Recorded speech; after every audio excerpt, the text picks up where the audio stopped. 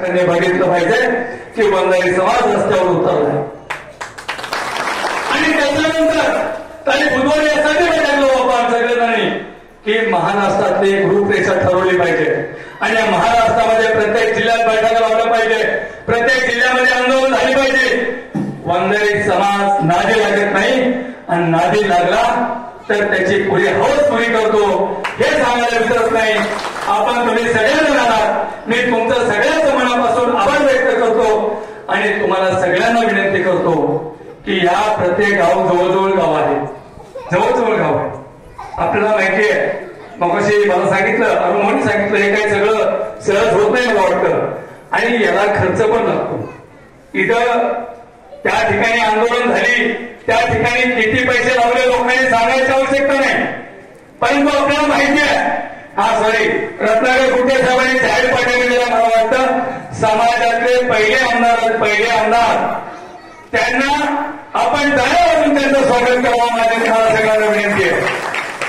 मी राज्यातल्या वंजारी समाजाच्या सगळ्या आमदारांना विनंती करतोय आणि ज्या ज्या ठिकाणी महाराष्ट्रामध्ये वंजारी समाज असेल त्या ठिकाणी त्या आमदाराकडून पत्र घ्यायचं.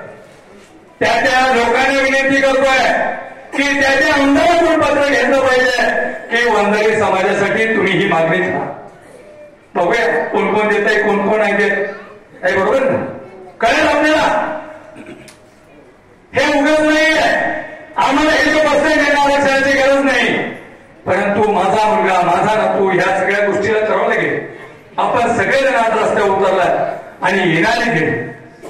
तुम्हाला सगळ्याला परत एकदा विनंती करतोय, परवाचं आंदोलन, मंगळवारचं आंदोलन आणि बुधवारची याच ठिकाणची बैठक एवढी व्यापक करायची की महाराष्ट्रातला प्रत्येक माणूस आजही लातूरून जाधवर सर आले, जालन्यातून गद्याला ढाकण्यात गाईड होतात. या ठिकाणी आपले नाव घ्यायचं पण ताई आल्यात भेटवरून, म्हणजे हे लोक त्या जोडले गेले. त्याच्यामुळं बुधवारची बैठक तुम्हाला माता भगिनींना माझे हात जोडून विनंती, हात जोडून बुधवारचा एक दिवस इथं आणि मंगळवार जेवढे शक्य महिला होतील त्या ठिकाणी आपल्याला बोदेगावला रस्ता रोकोला जायचंय. परंतु बुधवारी प्रत्येक महिलांनी 2-2 महिला आणायच्या, 2-2 महिला येऊ शकतात ना ताई, आणणार का? 2-2 महिला, प्रत्येकाने 2 महिला, याच्याशिवाय आपलं आंदोलन मोठं होणार नाही. आणि हे जे आले पुरुष मंडळीला माझी विनंती, आपण प्रत्येकाने 5-5 लोक आणायचे. कसं आंदोलन होत नाही बघू. ही आंदोलनाची पद्धत आहे, पुढे जायची पद्धत आहे. कोणी कसे आंदोलन केले ते जवळून बघितलं आहे सुद्धा, आणि त्याच्यापेक्षाही मोठं आंदोलन या महाराष्ट्रामध्ये उभं करू. सगळ्या समाज बांधवाच्या आशीर्वादाने हे आंदोलन यशस्वी करू आणि या तिन्ही जे उपोषण करतायत त्यांना ताकद देऊ.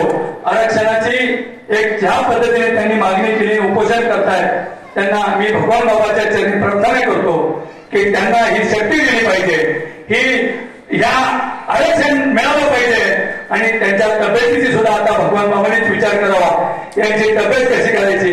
तुम्ही जो लढा दिलाय, एक मी कहाणी पण शिका. आमचं कुणी आरक्षण मिळत असेल, आम्हाला जर न्यायाची हक्क लढाई लढत असेल, त्याच्यात कुणी अडचण असेल, त्याच्या विरोधात केल्याशिवाय पर्याय नाही. एवढीच मी तुम्हाला सगळ्यांना विनंती करतो. थांबतो. जय हिंद, जय महाराष्ट्र, जय भगवान.